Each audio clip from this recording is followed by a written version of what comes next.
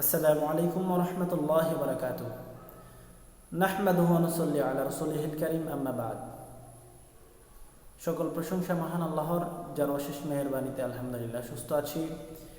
আলহামদুলিল্লাহ, লক্ষ কোটি দরুদ ও সালাম বর্ষিত হোক মানবতার মুক্তির দূত, যার আদর্শকে বাস্তবায়ন করা আমাদের জীবনের একমাত্র লক্ষ্য উদ্দেশ্য, জনাব মুহাম্মদ রাসূলুল্লাহ সাল্লাল্লাহু আলাইহি সাল্লাম। আল্লাহুম্মা সাল্লি আলাইহি, আল্লাহুম্মা বারিক আলাইহি। সম্মানিত মুসলিম ভাই বোনেরা, আজকে আপনাদের সামনে সালাতের পর পঠিতব্য কিছু দোয়া নিয়ে আলোচনা করব, যে দোয়াগুলো অত্যন্ত ফজিলতপূর্ণ দোয়া। সালাতের পরে আমরা যে দোয়াগুলো পাঠ করব তার মধ্যে অন্যতম একটি দোয়া হলো আল্লাহুম্মা আইন্নি আলা যিকরিকা ওয়া শুকরিকা ওয়া হুসনি ইবাদাতিক। হে আল্লাহ, আপনার জিকিরের জন্য, আপনাকে স্মরণ করার জন্য, অশুকরিকা আপনার শুকরিয়া জ্ঞাপন করার জন্য, ওয়া হুসনি ইবাদাতিক এবং আপনার সুন্দর ইবাদত করার জন্য আমাকে সাহায্য করুন। আল্লাহর কাছে আমরা এই দোয়াটির মাধ্যমে আল্লাহর সুন্দর ইবাদত করার জন্য, আল্লাহর প্রশংসা করার জন্য আল্লাহর কাছে সাহায্য চাইছি। তারপরে যেই দোয়া সেটি হলো সুবহানাল্লাহি ওয়া বিহামদিহি।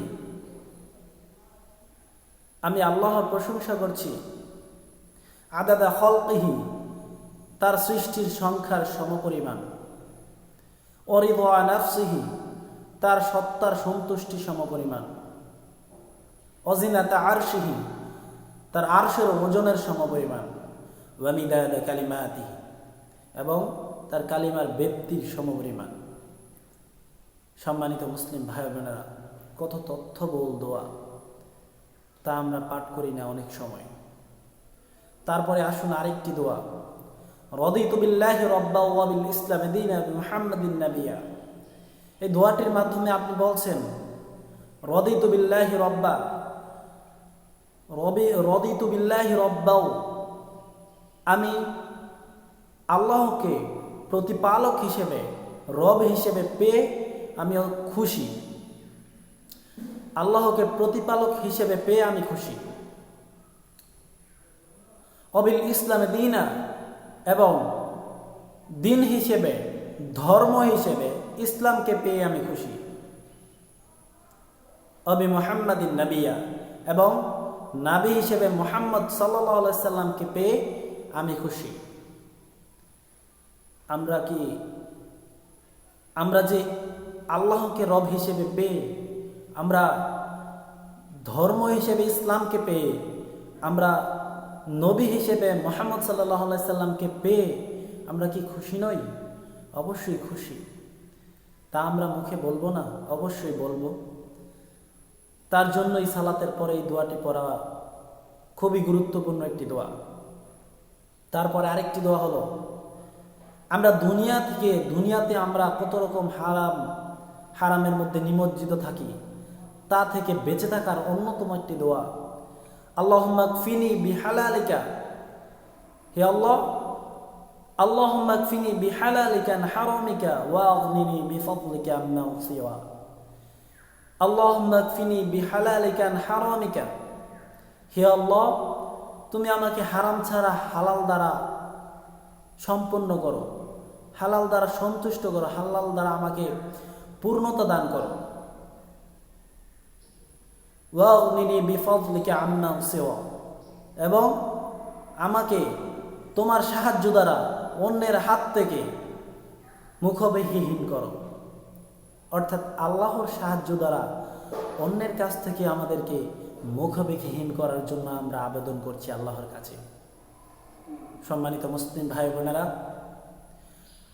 আমার কথায় যদি কোনো ভুল ত্রুটি হয়ে থাকে তাহলে কমেন্ট বক্সে জানাবেন, এবং আমার কথার মধ্যে যদি কোনো সন্দেহ থেকে থাকে তাহলে আমার ডিসক্রিপশন বক্সে চোখ রাখবেন, সেখানে প্রত্যেকটি কথার দলিল দেওয়া থাকবে। আমার কথার দলিল দেওয়া থাকবে, দেখে নেবেন, প্রমাণ দেওয়া থাকবে, দেখে নেবেন। সম্মানিত মুসলিম ভাই ও বোনেরা, সর্বোপরি একটা কথা বললেই নয়, যদি এই রকম ভিডিওগুলো পেতে চান এবং ইসলামের তথ্যবল ভিডিওগুলো পেতে চান, আমাদের আল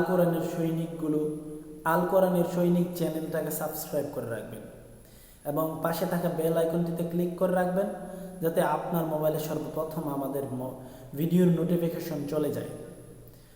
আর আমাদের জন্য দোয়া করবেন, আমার জন্য দোয়া করবেন, আমি যেন ইসলামের প্রচারের জন্য, ইসলামের জয় আনার জন্য, ইসলামের খেদমতের জন্য আমি যেন আমার জীবনকে বাজি রেখে যেন আমি ইসলামের খেদমত করতে পারি এবং ইসলামের জন্য লড়ে যেতে পারি এবং ইসলামের জয় ছিনিয়ে আনতে পারি এবং আপনাদের কাছে সঠিক তথ্য পৌঁছে দিতে পারি। কোরআন হাদিসের সত্য দলিল, সত্য কথা আপনাদের কাছে যেন আমি পৌঁছে দিতে পারি। আল্লাহ তাআলা যেন আমাকে তৌফিক দান করে এবং আমার জন্য দোয়া করবেন। এই কথা ব্যক্ত করে আমার সংক্ষিপ্ত খুতবা এখানে শেষ করছি। ওয়া আখিরু দাওয়ানা আলহামদুলিল্লাহি রাব্বিল আলামিন। আসসালামু আলাইকুম ওয়া রাহমাতুল্লাহি ওয়া বারাকাতুহু।